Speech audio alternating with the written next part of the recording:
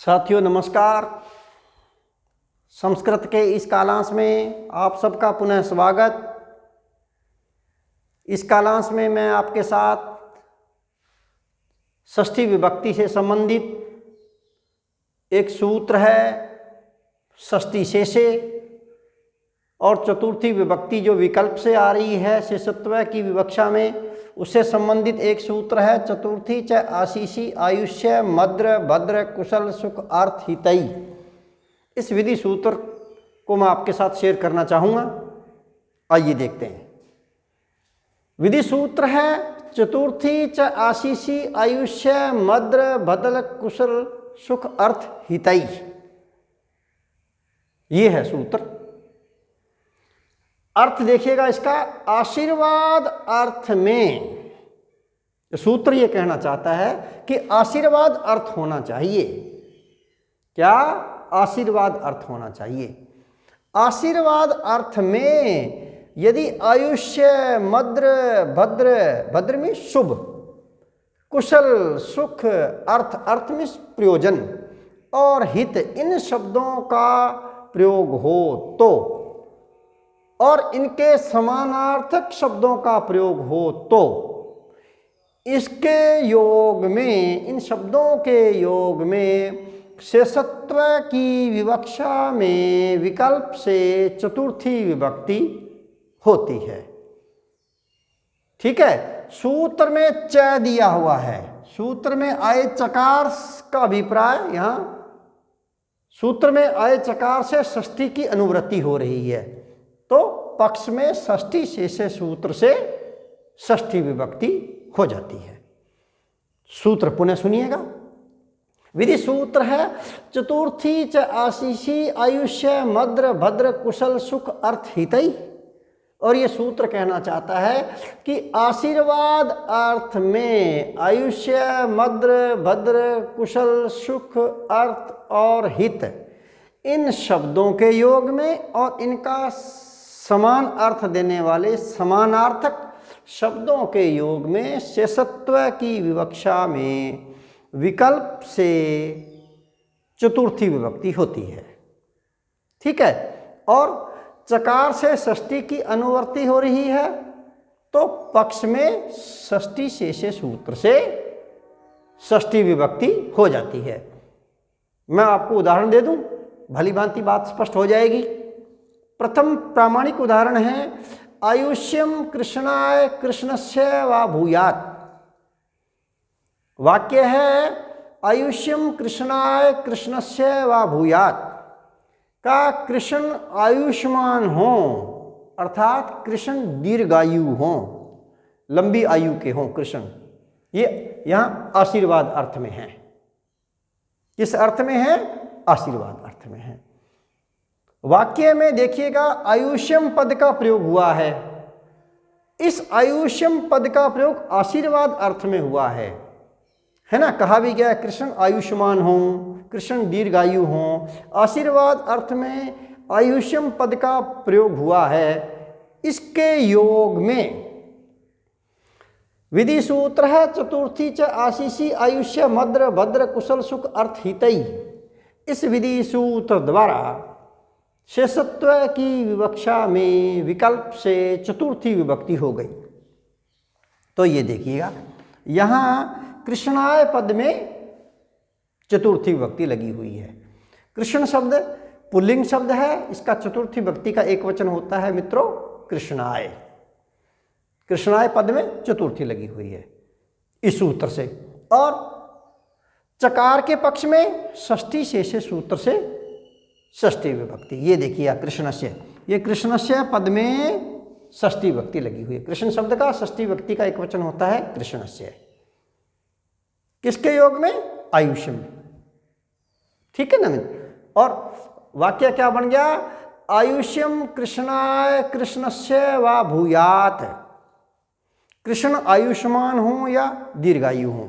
देखिएगा यहां भूयात्, भूयात् ये क्रियापद का प्रयोग हुआ है ना। ये आश्रयलिंग के प्रयोग में आशीर्वाद अर्थ हो गया, आश्रयलिंग के प्रयोग में हुआ है ये भूयात्।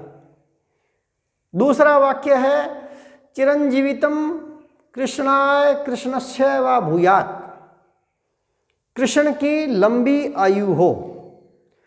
चिरंजीवितम कृष्णाय कृष्णस्य वा भूयात्, कृष्ण की लंबी आयु हो, कृष्ण की दीर्घायु हो।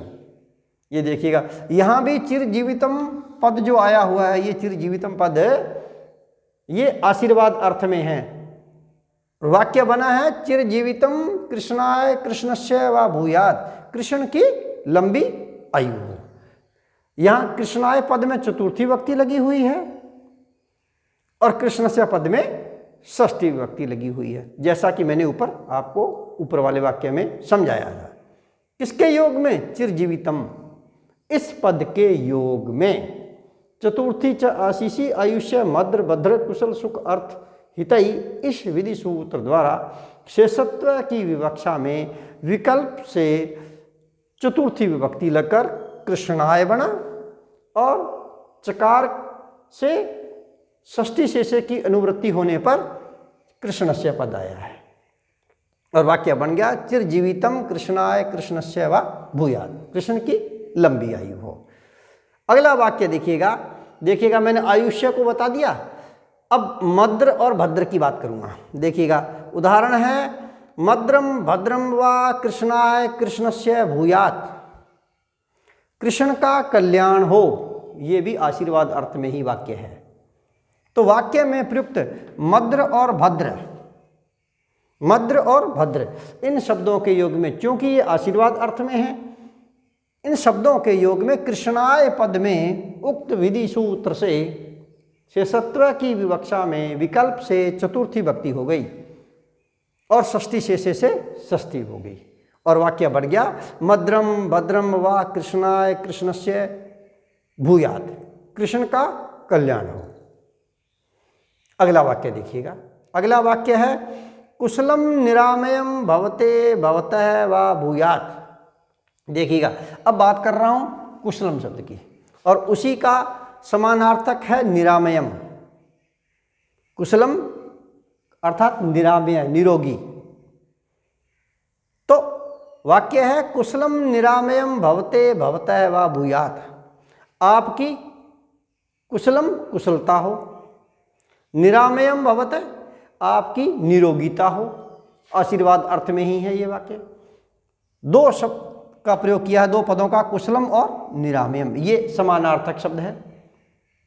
तो कुशलम निरामयम भवते भवतः वा भूयात्, तो यहां देखिएगा कुशलम और निरामयम शब्दों के योग में उक्त विधि सूत्र से भवते पद में चतुर्थी विभक्ति लगी हुई है और भवतः पद में षष्ठी विभक्ति लगी हुई है।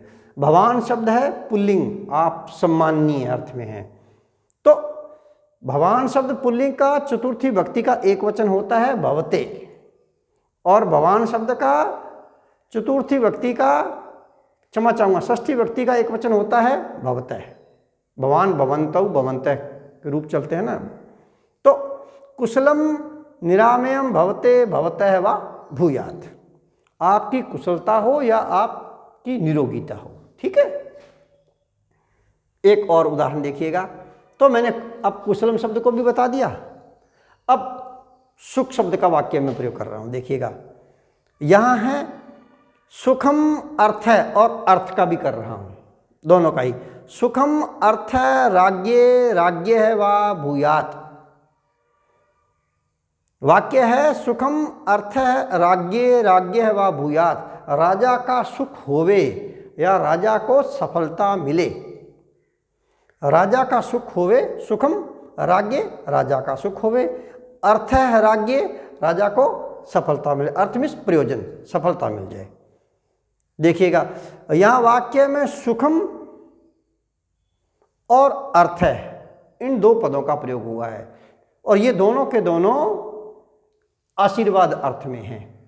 सुख और अर्थ का यदि आशीर्वाद के अर्थ में प्रयोग हो तो इन शब्दों के योग में शेषत्व की विवक्षा में विकल्प से षष्ठी विभक्ति होती है। तो यहाँ राज्ञे पद में चतुर्थी, क्षमा चाहूंगा, चतुर्थी विभक्ति होती है। यहाँ चतुर्थी विभक्ति होगी शेषत्व की विवक्षा में विकल्प से, राज्य पद में चतुर्थी होगी और राज्य पद में षष्ठी विभक्ति होगी। राजन शब्द का चतुर्थी विभक्ति का एक वचन होता है राज्य, और राजन शब्द का, राजा शब्द का षष्ठी विभक्ति का एक वचन होता है राज्य। और वाक्य बन गया सुखम अर्थ राज्य राज्य है वा भूयात, और अर्थ हो गया राजा का सुख होवे या राजा को सफलता मिले। एक और वाक्य देखिएगा, तो मैंने यहां आयुष्य, मद्र, भद्र, कुशल, सुख, अर्थ, इन समस्त शब्दों का आशीर्वाद अर्थ में वाक्य प्रयोग करके बता दिया। अब है हित शब्द की बात करूंगा। देखिएगा हित शब्द का वाक्य प्रयोग देखिएगा, हितम प्रयोजनम वा रामाय रामस्य भूयात। देखिएगा वाक्य में हितम पद का प्रयोग हुआ है और इसके समानार्थक शब्द है प्रयोजनम, इसका भी प्रयोग हुआ, इसीलिए मैंने वाक्य में वा का प्रयोग कर दिया कि हितम प्रयोजनम वा भूयात हुए आश्रलिंग के प्रयोग में। रामाय, ये देखिएगा यहाँ रामाय पद में चतुर्थी विभक्ति लगी हुई है। राम शब्द का चतुर्थी विभक्ति का एक वचन होता है रामाय, और राम शब्द का षष्ठी विभक्ति का एक वचन होता है रामस्य।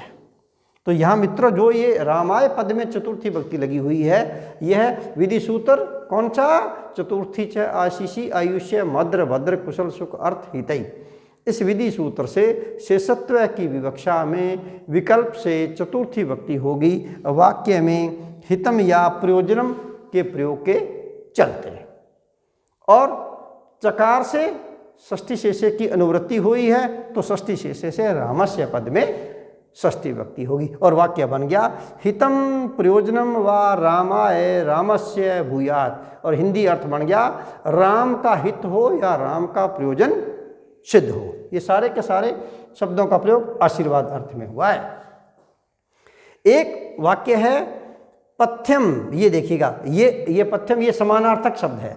पथ्यम गुरुवे गुरो वा भूयात, गुरु का स्वास्थ्य ठीक हो, गुरु का स्वास्थ्य ठीक हो। देखिएगा पथ्यम के योग में चतुर्थी च आशीषी आयुष्य मद्र भद्र कुशल सुख अर्थ हितई, इस विधि सूत्र द्वारा आशीर्वाद के अर्थ में पथ्य का प्रयोग होने के कारण शेषत्व की विवक्षा में विकल्प से चतुर्थी विभक्ति हो गई। ये देखिए गुरुवे, गुरुवे पद में चतुर्थी विभक्ति लगी हुई है। गुरु शब्द का ह्रस्व उकारांत है पुल्लिंग, गुरु शब्द का चतुर्थी विभक्ति का एक वचन होता है गुरुवे। क्या पद बनता है मित्रों, गुरुवे। और गुरु शब्द का षष्ठी विभक्ति का एक वचन होता है गुरोह। तो यहां चतुर्थी विभक्ति है और यहां षष्ठी विभक्ति है, और वाक्य बना है पथ्यम गुरुवे गुरो व भूयात। पथ्यम ये समानार्थक शब्द है ऊपर वालों दिए हुए शब्दों का, तो हिंदी अर्थ बन गया गुरु का स्वास्थ्य ठीक हो। तो ये है मित्रों सूत्र।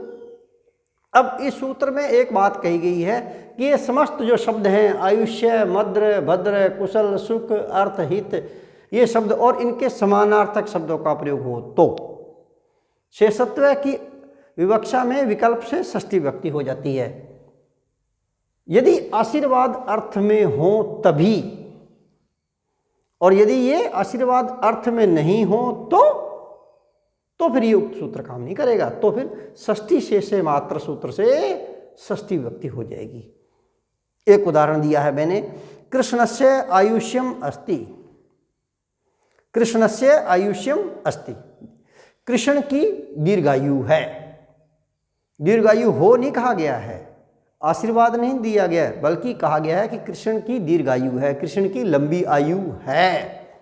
यहाँ कहीं भी आशीर्वाद की बात नहीं की गई इस वाक्य में, इसलिए यहाँ विकल्प से शेषत्व की विवक्षा में उक्त सूत्र से चतुर्थी न होकर के षष्ठी शेषे इस सूत्र से कृष्णस्य पद में षष्ठी विभक्ति हो गई और वाक्य बन गया कृष्णस्य आयुष्यम अस्ति, और हिंदी अर्थ बन गया कृष्ण की दीर्घायु है, कृष्ण की लंबी आयु है। मैंने यहाँ लिखा भी है कि आशीर्वाद के अभाव में यहाँ षष्ठी शेषे से षष्ठी विभक्ति लगी है। ये था मित्रों विधि सूत्र, जिसके अनेक उदाहरण देकर के मैंने आपको समझाने का भरसक मैंने प्रयास किया है। अगले कालांश में मैं मित्रों आपके साथ में सप्तमी विभक्ति प्रारंभ करने जा रहा हूँ। मुझे आशा है कि आप लोग बड़ी रुचि के साथ में सप्तमी विभक्ति को सुनेंगे, समझेंगे और वाक्य प्रयोग करके देखेंगे। तब तक के लिए वंदे मातरम।